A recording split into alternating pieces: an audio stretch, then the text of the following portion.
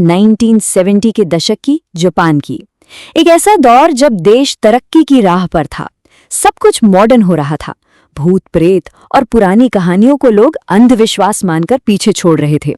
लेकिन एक आत्मा थी जो भुलाए जाने के लिए बिल्कुल तैयार नहीं थी, और उसने जो खौफ फैलाया, यकीन मानिए उसकी लहर जापान के हर घर तक पहुंची। और ये डर इतना असली था, इतना ज्यादा कि माता पिता ने अपने बच्चों को स्कूल भेजना तक बंद कर दिया।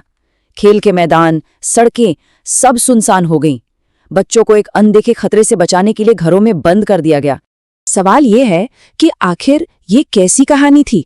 ऐसा क्या था इसमें कि इतना बड़ा खौफ फैल गया? तो इस डर की जड़ में थी एक औरत की आत्मा, एक ऐसी आत्मा जो सड़कों पर भटकती थी और अपना शिकार ढूंढती थी, खासकर बच्चों को। तो जरा सोचिए, किसी सुनसान सड़क पर कोई आपको रोक ले, एक औरत जिसका चेहरा एक सर्जिकल मास्क के पीछे छिपा है। आप सिर्फ उसकी आंखें देख सकते हैं, और वो आंखें कमाल की खूबसूरत हैं। वो आपके पास आती है और एक बहुत ही सीधा सा सवाल पूछती है। अब यहीं से असली खौफ शुरू होता है, क्योंकि इस सवाल का कोई सही जवाब है ही नहीं। अगर कोई कहे हाँ, तो वो अपना मास्क हटाती है, जिसके नीचे होता है एक कान से कान तक कटा हुआ मुंह, और वो फिर पूछती है। दोबारा हाँ कहने पर वो सामने वाले का मुंह भी वैसा ही कर देती है। और अगर कोई कहे नहीं, तो वो एक बड़ी सी कैंची से उसे वहीं खत्म कर देती है। तो आखिर ये कौन थी? ये बदला लेने वाली आत्मा, इसके अंदर इतना गुस्सा कहाँ से आया? इस खौफ को समझने के लिए हमें इसकी दुखद कहानी जाननी होगी। कहते हैं कि कुचिसाके ओना हमेशा से कोई मॉन्स्टर नहीं थी। एक वक्त था जब वो भी एक इंसान थी। वो अपनी जिंदगी में बहुत ही खूबसूरत थी। एक समुराई से उसकी शादी हुई थी और उसे अपनी खूबसूरती पर नाज भी बहुत था। लेकिन कई बार जो चीज सबसे अच्छी होती है, वही सबसे बड़ी मुसीबत बन जाती है।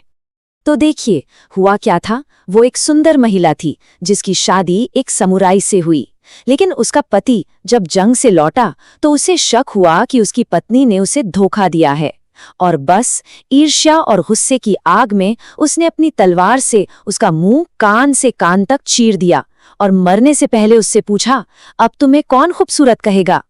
बस यही वो पल था जब उसकी दर्दनाक मौत हुई। और इसी दर्दनाक मौत ने उसे एक ओनिरियो बना दिया।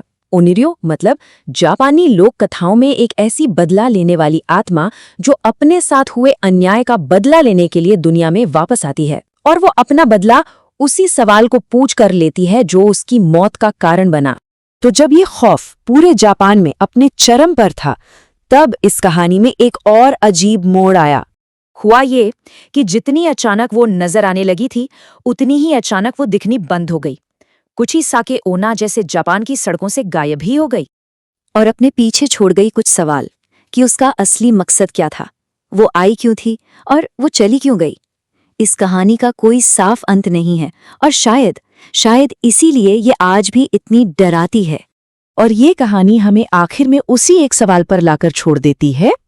अगर कभी किसी सुनसान सड़क पर कोई नकाबपोश औरत किसी को रोके और पूछे, तो जवाब क्या होगा? एक ऐसा सवाल जो इस कहानी के खत्म होने के बाद भी जहन में घूमता रहेगा।